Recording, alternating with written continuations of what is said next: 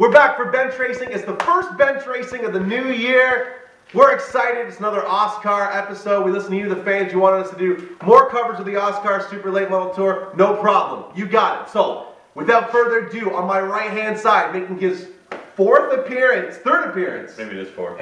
I don't know. No, He's on here a lot. I'm a star. President of the OSCAAR Super Late Model Tour. He's the one that brought credence back to the modified division. And now he wants to do something cool with the mini stocks, which we're going to talk about all day today. It is none other than Dave Gainforth. On my left-hand side, he was a late model star, ran the CASCAR series, now is a super late model standout, former OSCAAR Tour champion, none other than Derrick Tiemersma. His first time ever on bench racing. Derrick, thanks so much for joining us. I wanted to start off a little bit with your career because I think it's awesome that you're on the show, and you're a guy that people from my age group, you know, we grew up watching you, and your work at Sunset was amazing. Your time on the CASCAR with the CASCAR series, all-star. Tell me about breaking into the sport. I mean, what got you interested in all this? Because I guess technically you're a second-generation racer, but you got into it before your dad did. So how did this all start for your family? I guess at first it started with demo derbies. We built a car to go compete in a demo derby, and before we even got to the demolition derby, we blew the gear set out of it, and we didn't know nothing about anything. So we put a new rear end in it and said that's way too much work to go wreck the car.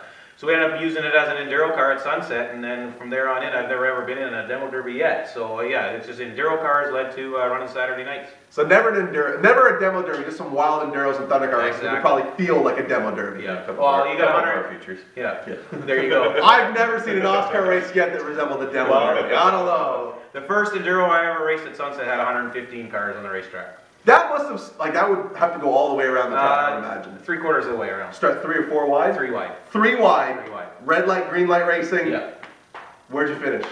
I think that one I finished 12th. I'm not sure. First race ever. First enduro ever. That's not bad. So how long did you do the hooligan type races before you moved up into? I think we did three years of that. Okay. Yeah. And then got directly into Challenger. Sunset opened a new division. I think it was Challenger, and we built a car for that. So that generation of Challenger, you would be racing against. I think actually Brad Pearsall was in that year as well. I don't know, the other name, Malcolm Leslie, was a year after, I think. But now, Brad Pearsall at the time was like the Brandon Watson, right? He was like the young guy, came in out of nowhere. And I think that, other than that, I don't remember any big people who I really raced against. So from there, it was just every Saturday in the track. So and then Steve came along. Followed suit probably 2 years later, I think. Okay. Yeah. So, and then I guess he was already doing the enduros as well. Okay. And then my dad had an enduro car as well. And they just all morphed into Thunder car. Well, Dave went to the Thunder car, and then Steve moved on to Challenger. So, what, did you and Steve race together right from the start, or did it take a few years for you to actually be in the same race at the same time? A few years. And I think we only actually raced one enduro race together. Okay. So now you progressed to Challenger, ran Challenger for a couple of years, and then was running a late model. Yeah. Now, at the time, late model at Sunset, it was crazy competitive, was it not? It was. Every night you had a last chance qualifier. Right. Every night. And now, who were the top dogs at that time? Tom Walters, of course. Then I think Ron Tracy was running, Lambert Yake was running. I think Chuck Butcher built a car at that time. All the big names. I think Alex Hamilton raced there for a bit. Yeah. There was there's so too many. Oh, Ron Farnes. I can't even come up with all the names that were there. Yeah. And then it was time for the CASCAR Super Series. And I think a lot of people, if you weren't a Sunset head at that time, if you weren't in the Bay Area at that time, you knew Derrick from the CASCAR series. Before OSCAAR, before All-Star, it was CASCAR, and that was when CASCAR was affordable. Yeah, but it was great racing. Yes, they had full fields. They did all these marquee races. Nowadays, you don't see a lot of guys go from late model to NCATs, which obviously took over CASCAR. What sort of led you to that direction? I was perfectly happy running a late model at Sunset, but then I got wrecked by the same guy 3 weeks in a row, and I quit. I said, that's enough, I'm trying something different. And CASCAR at that time was affordable, and also, like you said, good tracks. I mean, we ran Peterborough, Cayuga, Delaware, all Mossport, all the fun tracks, right? You don't run at Peterborough anymore. So it was like, and it was an affordable because I built a CASCAR Sportsman first, which could also compete with the CASCAR East Series. So I ran some Delaware Sportsman stuff, and then the CASCAR Series. And then I enjoyed traveling, and I've never ran a Saturday night program ever since. So now at that time, it was possible to sort of have a CASCAR team and just run it out of your own shop and do all your work yourself? We did all our work ourselves. I bought a car that was brand new. It had been built, but the guy never finished it, so we finished it. And then, yeah, my group of guys are from late model. We just carried on and went racing. So 2 years in CASCAR. You got to go out east. You got to sort of travel around. 2 full years and 2 half years. And yeah, we did. I went out east, raced out east. I only crewed out west for Kerry Mix, but yeah, I ran all the Eastern Series races. And then, I mean, what sort of led you to step back from the CASCAR? Was it just the funding got to be too crazy? And it was the funding, and yeah, the road courses started to be dominating more. So I was still in the process, like some of the other guys. We were converting the oval car to a road course car. I couldn't afford to have 2 cars.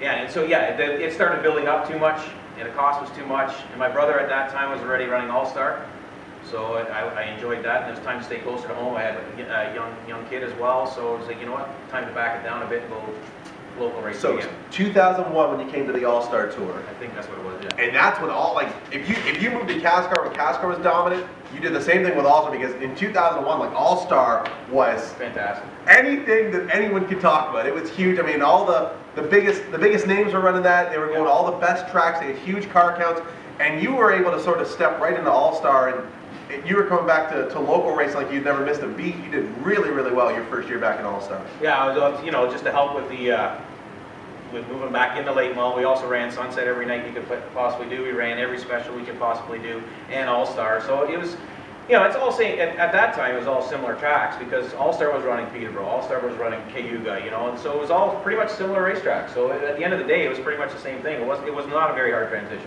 So what I'm hearing is that you were a fan of the touring right from the start, like right from, you know, late model to CASCAR to All-Star. You like going around to different places, and so when the time came to move into OSCAAR, you must have been stoked just to be able to go across the province and sort of take your talents elsewhere. Well, yeah, you know, ever since we all started racing, we all wanted to run a super late model. But you know, back in the day, that always looked out of reach, way out of reach. But then when All-Star folded and we tried 1 year of running just, I didn't run Sunset on a regular basis. I just ran all the late model specials I could find everywhere, and All-Star, they ran 3 shows at Sauble, that was all. And the guys didn't like it. They wanted to run again in the series. Yeah. This car came available for a good price, and we said, let's try it. So what's the history on this car? Where did this chassis come from? It's a Jeff Hanley car. It was originally driven by Darren Rigglesworth back in 04, I think it was. Okay. Yeah. So then you guys got a hold of it and just... Well, no, and then Jamie Hale bought it, and he had it for a couple of years, and then I bought off Jamie Hale. Now you guys still employ to do all your own work, right? Everything's done here. I mean, I have... Like a couple of years ago, we crashed hard at Mossport, and it needed a lot of clip work and that, so I sent it back to Jeff, because that was something I wasn't going to do in a week anymore. Right. But other than that, yes, everything's done ourselves. So now, I mean, if you bend the clip up and you don't need it for, let's say, 2 or 3 weeks, if you had a couple of off nights, are you able to do that yourself, or do you sort of ship that out? I could do it, but I don't have the ambition to do it. Got it. Okay, all right. So, but you could do it. I could do it if I had to, but I mean, these cars too. I mean, I re-clipped the late models that we had. They were Camaro clip late models. We put our own clips on. Okay. But these things here, being the fabricated clips, you know, we don't have the jig and put it in the right spot. So you might as well go get some, send it somewhere else. So 4 years total with CASCAR, 2 full years, 2 half years. I think in All-Star, 4 or 5 seasons? 4 or 5, I think. So of everything you've run, I guess you've spent the most time with the OSCAAR Super Late Model Tour. What's kept you with the tour? What sort of keeps you coming back? Because I mean, God knows these things are expensive, and when they tear them up, it's time consuming to fix, but you're always there. You put the car back together again, you run well, you're against some of the best guys in the province. What keeps you coming back to the OSCAAR Tour? I love the car. It's the most fun I've ever had driving a race car. I mean, I would love to go back to a series like when CASCAR back in the day running 300 laps at Cayuga. I love those kind of races, but that's not going to happen. But I love these cars. They're fun to drive, but at the end of the day, people say it's cost. Well, you tear the right front corner off this car compared to a right front corner of a late model at Sunset, this car will be cheaper. Really? The hubs and everything else are dying. You know, there's so many of them. When it comes to chassis-wise, you compare a late model at Sunset or a late model anywhere, really, compared to these cars, chassis-wise, they're the same car. So it's when you get into the power plant, that's power when you start to see... Power plant maybe a little bit, but even some of the guys that are building some built motors at Sunset are spending some good money on built motors. So at the end of the day, I think the cost is about the same. So you have it. That's food for thought for those watching. And at the end of the day, too, I still like traveling. I like different tracks all the time. I don't want to be stuck on a Saturday night program. So when Derrick first came to the tour, yep.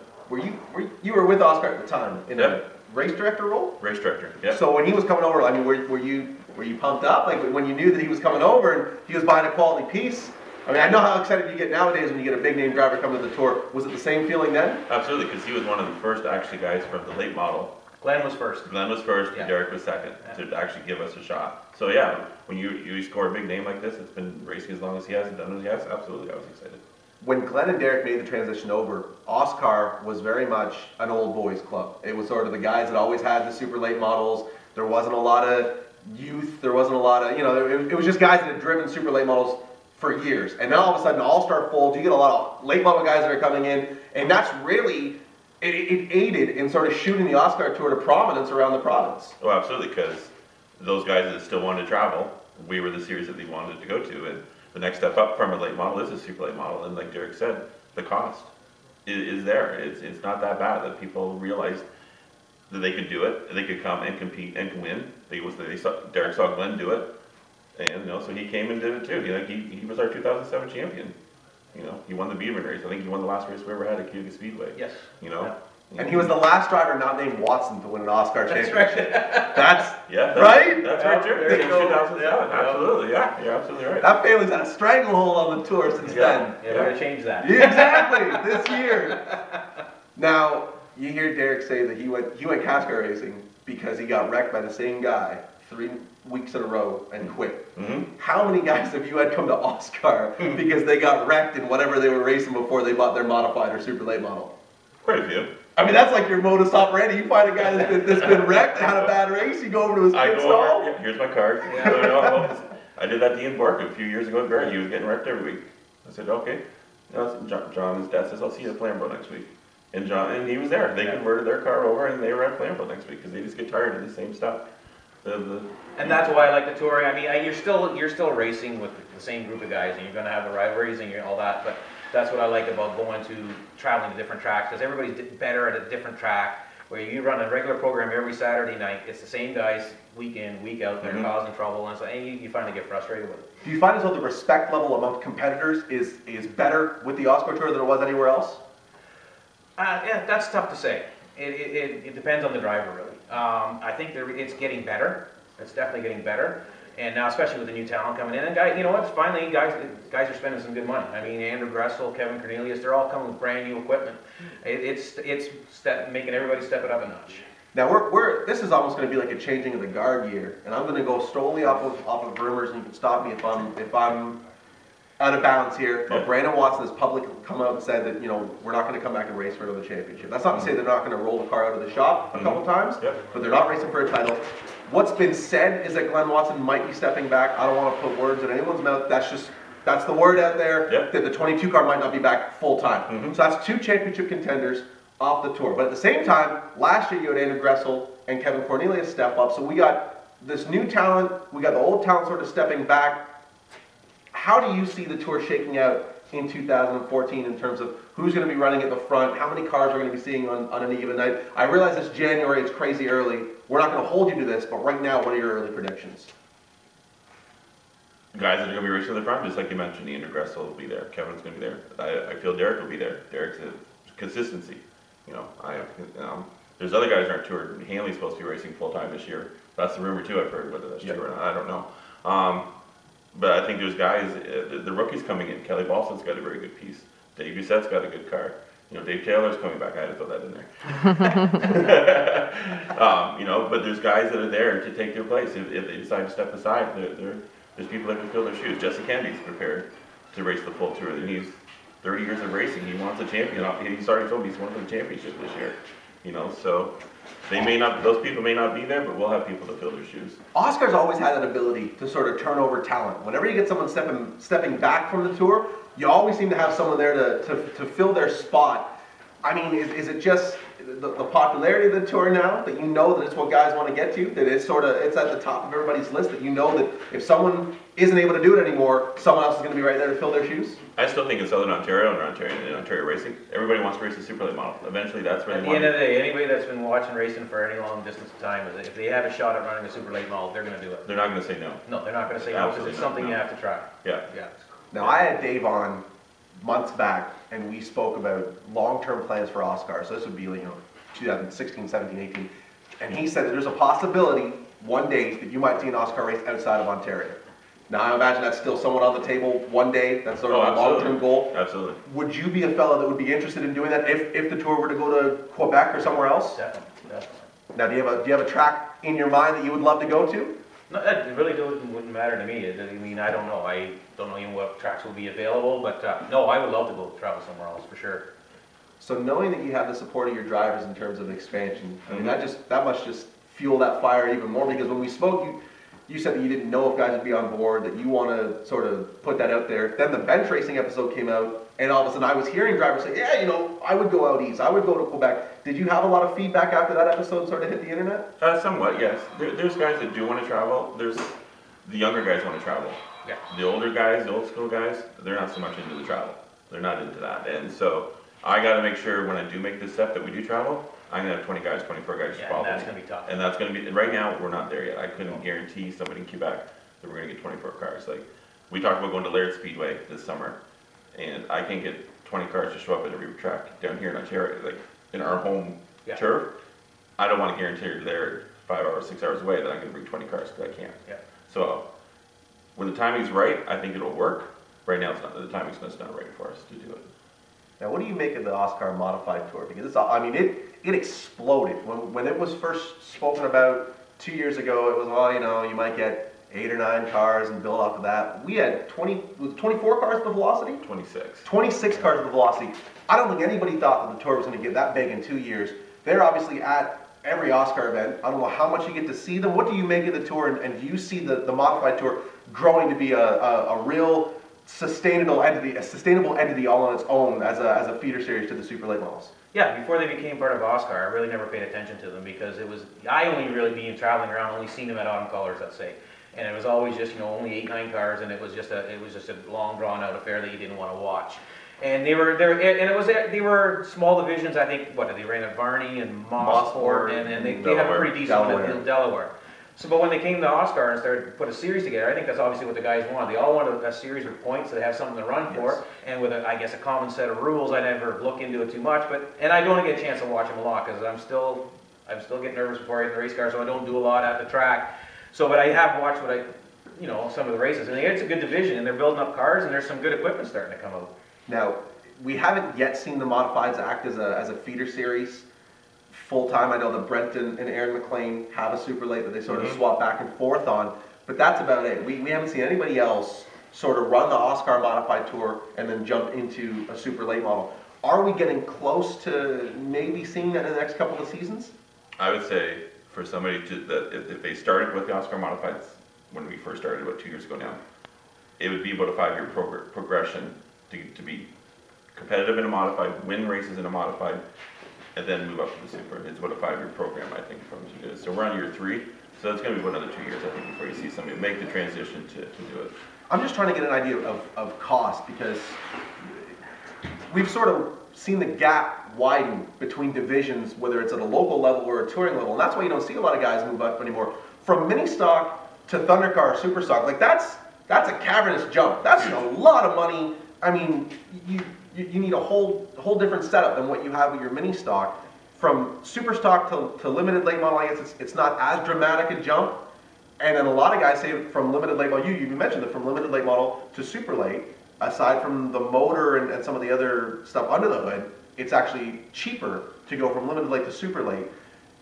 From modified to super late, I don't know if you know how much a modified costs. Would that be a smooth transition, or is that still a big jump? I think that would still be a big jump. I think that's why people like the modifieds, is because it is a good economical division, let's say, right? There's a lot of cars available to be bought, and I think it's the crate motor program they have as well, right? Or a built motor program, but they're not. You know, like Matt Barton, the 2-car, he bought our limited late model built motor, right, and worked from there. So I mean, it's not a. I still think the cost might be a bit, but it's a good division. I think it'll build up really good. And you know, you see Gary Elliott coming in now, and we even before Tony quit his limited late model and sold it, we tried to convince him to buy a modified instead. That way we could all go race it together. Yeah. And that's what I like about it too. You know, we go tour as a series all together. It's going to draw a crowd. Now is that dead in the water? Can we still maybe convince Tony to get a modified? No, that's dead in the water. Dead in the water. He's starting to do a little bit of the go-karting with his son. So yeah, that's dead in the water. So now, is the secret to all this going to be to sort of try to bring the cost of the super late model down to try to meet where the modified guys are? What, like, from you, you're the captain of this ship, like how are we gonna make sure that the modified guys are moving into the super late model ranks? Well, first off, you got to control the cost of the super late model. You know, I think we got to maintain where we are. You could go down south Naples or Brainstow down there with testing and everything else, motors and everything. I think right now a lot of the parts on a modified, like the brakes, the rear end and stuff, they're all interchangeable with the super late model now. So if you could take a lot of your bolt-on stuff from your modified and put it onto a super, that really helps a lot to bring down the cost. Yeah, or at the end of the day, we have it now too. I mean, you can buy a super late model, even if you bought a used one or you go down to the States and get a good one. You can start at super, just like what Todd Campbell did. You can start with the crate motor, so a cheap crate, no, cheap, affordable. Affordable motor, an affordable crate motor. You can start in the super late model and then build up your program from there. I mean, I bought this car, well, 6 years ago. It's cheaper than any limited late model for what I paid for this thing turnkey, and it's still the same car and the same motor in this car. So it is affordable. I mean, you can like anything else. At Sunset Limited Late Model program, you can have a brand new Mike McCall car that costs you, or not just Mike McCall, any brand new car is going to cost you a lot of money. But you're you can up also, around 50 for a limited late. yeah, so they're the same thing. That's twice as much as what this car cost me, right, or more than that. So cost is all relative of how you want to run.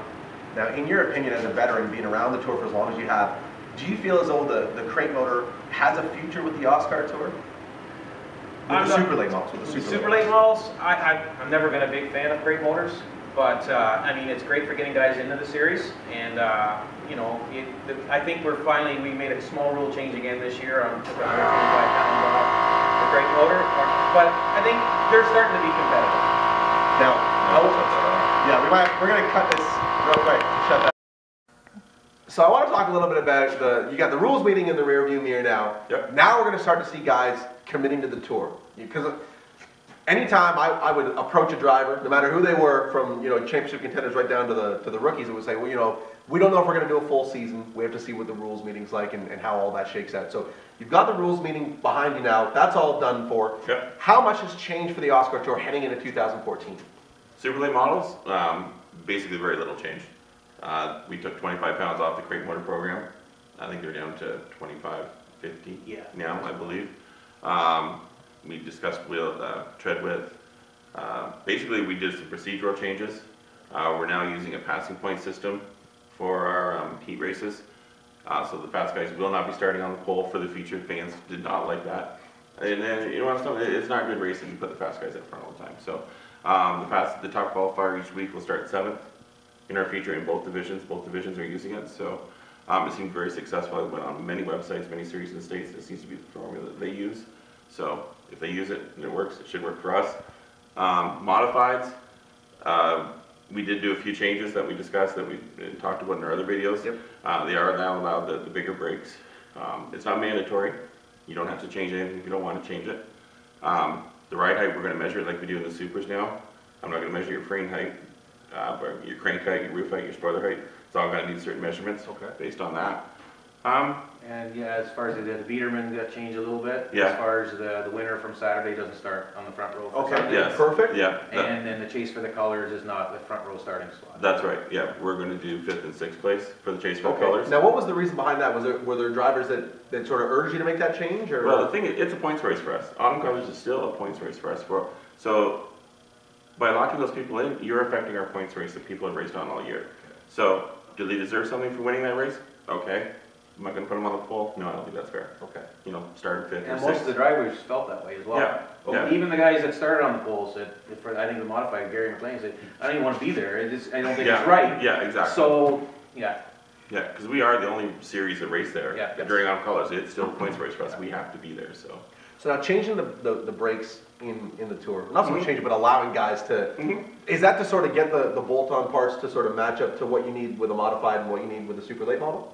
That was one part of my theory. Second one was, when you buy a used Troyer out of the States, that's what it comes with. Okay. So why tell some guy to put them on the shelf, go spend another $1,000 on brakes, and maybe 2 years from now we'll allow those brakes. So, let's just put them on. I think you have to run it. I think I put in a 25-pound penalty if you're going to run those brakes. I think. And at the end of the day, it's the same thing again. You buy a Howell caliper and all that. it's almost the same price as one of Yeah. these calipers. So Okay, those kind of things, it's really not a huge cost thing, Yeah. but these things last a lot longer. Exactly. They're And definitely if you cost- do have a problem at the track, they got 20 super late models they can go to Okay. for parts and stuff too to help out to keep them racing. So Now, when we had our modified edition of bench racing, if you haven't seen that one, I highly suggest it with Davey Terry and Shane Stickle and Dave. It was a good episode. Shane Stickle explained how he had to essentially reclip his modified to make it OSCAAR legal. With the ride height changes, are guys still going to have to do that, or does that sort of No. eliminate that? that'll be eliminated. They don't have to do that. They'll stop to raise their motor up to meet the crank height rule and everything like that, but they don't necessarily have to cut the clip off to do it. Okay, and that was obviously, you made that change at the urging of the drivers? Some of them, yes.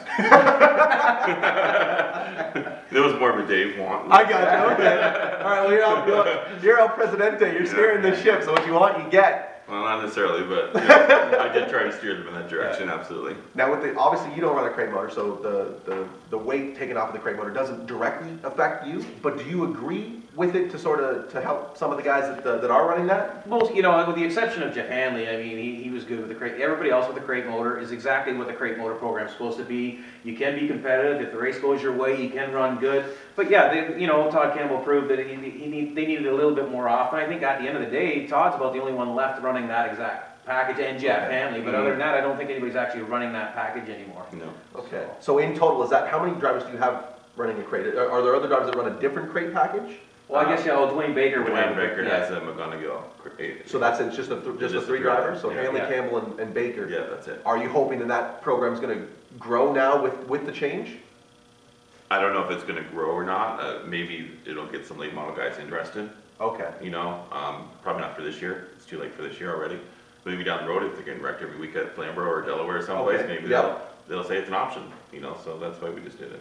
So we've got Brad Corcoran coming to the tour Yep. in 2014. And that, I mean, when you talk about going out and getting late model guys, that's a perfect example of a guy that had his equipment set for pro late model racing and made it work with the Super Late. He had the Hampy car that he purchased out of the Ryan Blaney stable, had Junior Hanley build him a body, now he's good to go. I mean, is that what you're looking to do with other pro late model competitors? Absolutely.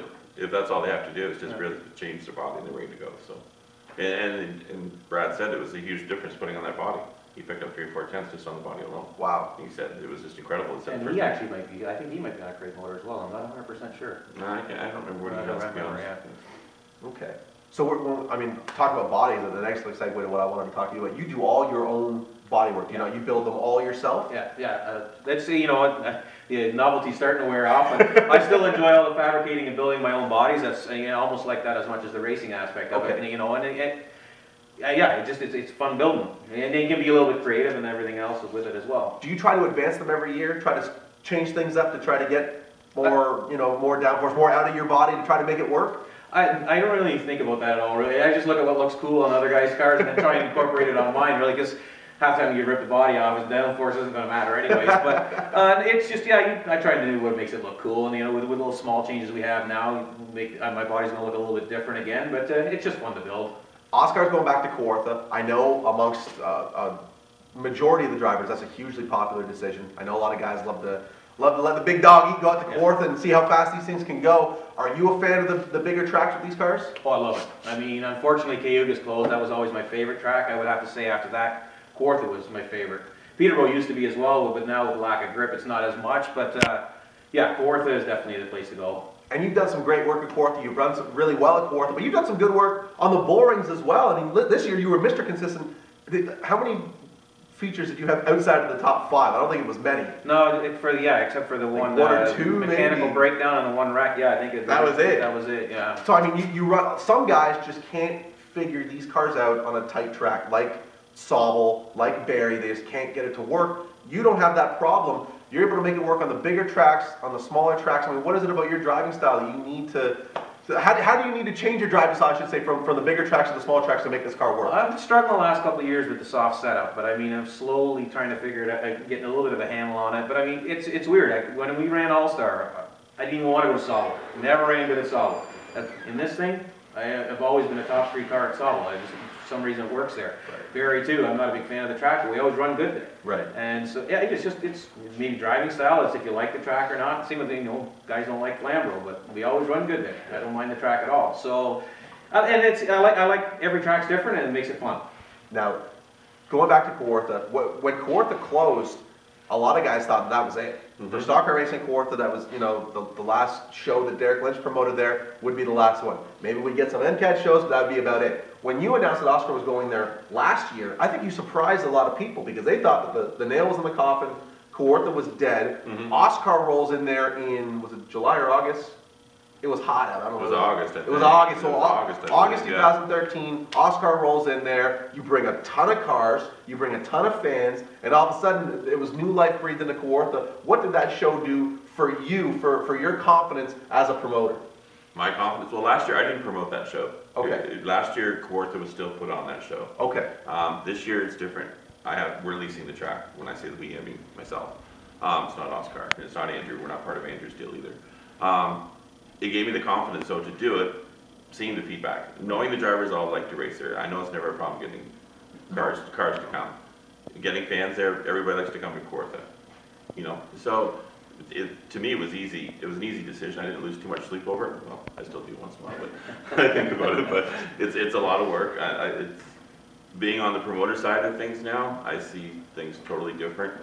Dealing with what the other promoters in Ontario have to deal with, and it opened my eyes a lot. It really has. So, tell me what the shows are going to look like. What's the card going to look like? Obviously, you're going to have your super late models, your modifieds. You announced the OSCAAR Mini Stock Nationals, which has done huge buzz around the mini stock division in the province. What else are you going to have on the card for us? For the first event June 1st, those are going to be the only 3 divisions. Okay. Our July 13th date on the Sunday afternoon. It's going to be those 3 divisions, and I'm bringing the dirt late models back that we had there last year. I think they were a pretty good success.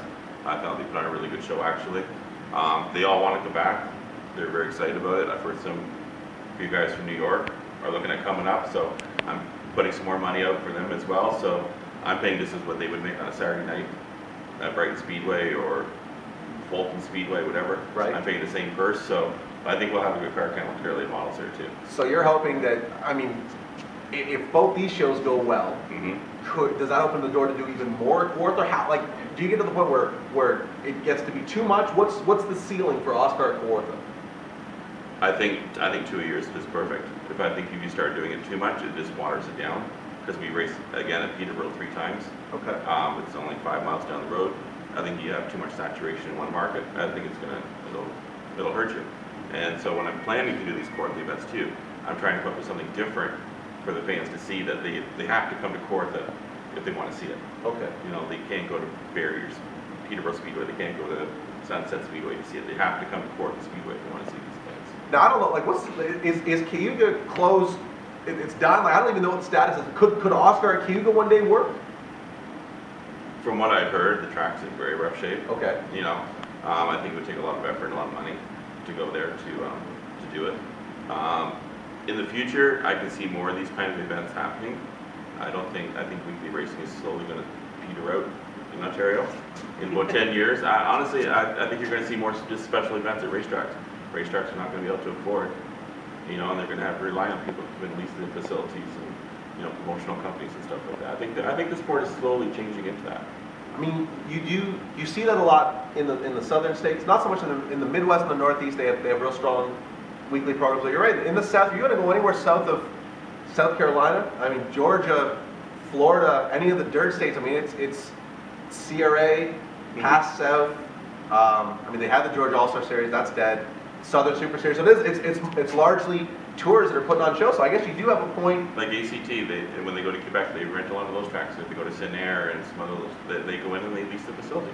That's what they do. You've mentioned to me before that you're hoping to one day get to a point where you can bring an all OSCAAR show to a track. You don't want to use any local talent.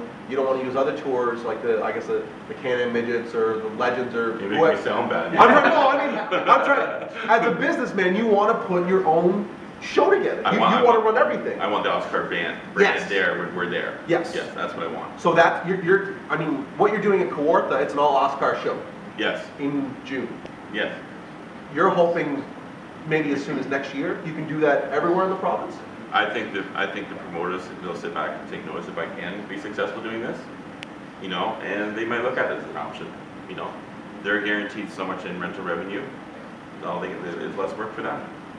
Now I want to talk about the Mini Stock Nationals because it's. I mean, I've had people texting me and Facebooking me, like asking, what's my opinion of it? And guys talking about it, you know, run this on Inside Track that I'm going. So it's done its job when you announced it. That a lot of guys are talking about it. Yeah.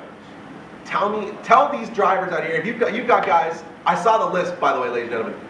Keep tuned to InsideTrackNews.com because we're going to be helping out OSCAAR and Dave announcing the drivers in the next couple of weeks. But I've seen the list. There's some big names on it. The guys and girls that haven't committed to it, give them the sales pitch right now. Why should every mini stock in the province be at Kawartha for the Mini Stock Nationals? Well, I give it the people that race mini stocks, for one, I feel are the future of our racing sport, or racing in Southern Ontario. I want to give them the platform to showcase their talent with the two other biggest touring series, in my mind, in front of the biggest crowd probably that they can, and they're racing for decent money. That, you know, and it all comes down. You got to show. I want them to be able to showcase their talent, showcase what they can do on a racetrack. People say Kawartha's too big. Well, maybe it is too big for a 4-cylinder car, but they'll be able to race 3 or 4 wide out there. It's going to be kind of exciting, I think. I don't think it's too big, and I want them to see what OSCAAR is all about. And I'm being kind of selfish. When it comes time to move up from a mini stock, do I want them to look at a modified or a thunder car? I mean, as a promoter, I want them to come think about being a modified driver. I mean, as cost, I would say that it would be cheaper to jump into a modified right now. Yeah, it would be, absolutely. And so, that's what I'm doing. I just want them to be able to showcase their talent to everybody in Ontario. I'm giving them the prime stage, making them a prime show. They're just not another feature at the end of the night. I'm paying more money than any other year-end special does on colors, velocity. I put the money out there, so I'm giving them the platform. It's up to them to come support me. Now, it would be like when you got started, if there was a CASCAR Enduro series. That's essentially what this would be. So give me your opinion on this. I mean, is this something that could work for these younger drivers? I mean, could this really grow into something huge for the OSCAAR brand?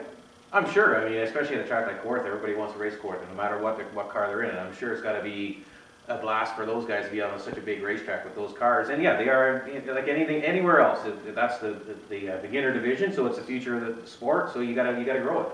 Now I want to get your opinion on one more thing. We're gonna drop some names. I want to know give me 3 of your favorite drivers to race with on the OSCAAR Tour. Because I know OSCAAR, there's a lot of good drivers. I mean, you might like a guy personally and not like to race with him, or vice versa. So who are right? Like, who are the 3 guys that you like to race with every week? Body paint. Yeah, right. That's right. You know what? When I first started, you want current or anybody? All right. Anybody. Well, I always had a good run with Stewie Robinson, and I always have good runs with Brandon. Brandon and I can run side by side and not have a problem. And you know what? There's quite a few good names there you can run with. Yeah. So I mean, I can run side by side with Jeff Hanley and not have a problem. There's a lot of guys that you can run with. So I mean, it makes for good racing all around. Now, while we've got you here, do you have a good All-Star Super Series story for us before we leave? You ran the tour long enough. I mean, there's no good All-Star stories. Trips to Sobel, nothing you can say on camera. Oh, yeah, that's right. Well, the Sobel trips were always good. We always made a weekend out of it. But no, there's nothing exciting, I don't think. See, I gotta wait until all these guys I'm gonna come back in like 20 years and then ask you again and see if you won't tell us. I've heard some stories of the All-Star Day, so I figured I could try. Well, All-Star was good for after the races, a lot of guys stuck around and hung around. So as much as you beat each other on the racetrack, there was a good group of guys that got along and had a couple beers after the races, so it was very good for that. Do you see a parallel between the camaraderie with the All-Star Tour and what the OSCAAR Tour has now? It's getting to that. It's certainly getting to that, for sure, because the younger guys coming in, like you said earlier, it's not the old boy club anymore. Right. It's definitely getting to that. Right. Now, I mean, I know that when All-Star was at its peak, you weren't with OSCAAR. Am I correct in Yeah. Yeah, you were. Well, I don't know. I've been doing it a long time. Yeah, I think you were. I probably was. Really? I probably. As a race director, or what were you? I don't know what I would have been doing. I was probably part of it though. Okay, so I've been there 14, 15 years. Yeah, so you were. Yeah. So I wouldn't say that you obviously didn't base your business model for OSCAAR off of what All-Star had at its peak, but do you see the parallels as well as when All-Star was the best show in the province and what OSCAAR is now? Do you see how there's some similarities there? You can say no. You won't sound like a jerk. To be honest with you, I never went to too many All-Star races. I wasn't too familiar with what Joe and them were doing. So for me to say that, I don't think I can give you a good answer on that one. At the end of the day, it's pretty much just, it was a traveling series that runs at the same tracks we do now, so it's the only touring series around now. Yeah. So I mean, I think we hit all our big topics. Is there anything else you want to leave us with? Because it might be a little while before we can get you on the show again. We might be closer to the springtime. I'll get you on again before the season starts. But anything else you want to give us? I mean, modified guys you want to send a pitch to? How did the Canadian Vintage Modified guys work out? Because you said you were going to talk to a lot of them. Still working. They had a bad show at the Velocity, so you figured you could probably pick up a couple drivers. I'm still talking to Mike Wallace too. I talked to him the other night. That's good. I was texting Mike Wallace last night. Somebody buy his Pro Late Model, please. 27. It's a good car. I got a super for him. He's just got to sell that Pro Late Model first. So there you go. That might be the next driver. Yeah. Any other scoops you want to leave us with? New drivers coming over to either one of your tours? Just keep watching our website. It's all on there. Our press releases are out there. Our schedules are out. Stay tuned to the OSCAAR website. More about the Mini Stock Nationals stuff is coming up. So just reserve your number now, guys. Just please support me in that show. That's all I can appreciate. And check out the Short Track Notebooks on InsideTrackNews.com because we're going to be getting more interviews with these Mini Stock guys, dropping some more names about who you can see in June at the Mini Stock Nationals. Derrick, anything you want to add before we're gone? Yeah, we plan on doing a full season next year. Wave Freight should be back on board. The motor's already at Speedy Auto Machine, getting a few more horsepower put into it. So we're looking forward to next year. There you go, folks. Derrick's going to be at every OSCAAR event next year, and you should be too. For Dave Gainforth and Derrick Tiemersma, I'm Spencer Lewis. Thank you so much for being with us on Bench Racing. We'll see you. I don't know who we're going to have on next. It'll be someone good, I promise. So check out the YouTube page. We'll be back, and we're out for now.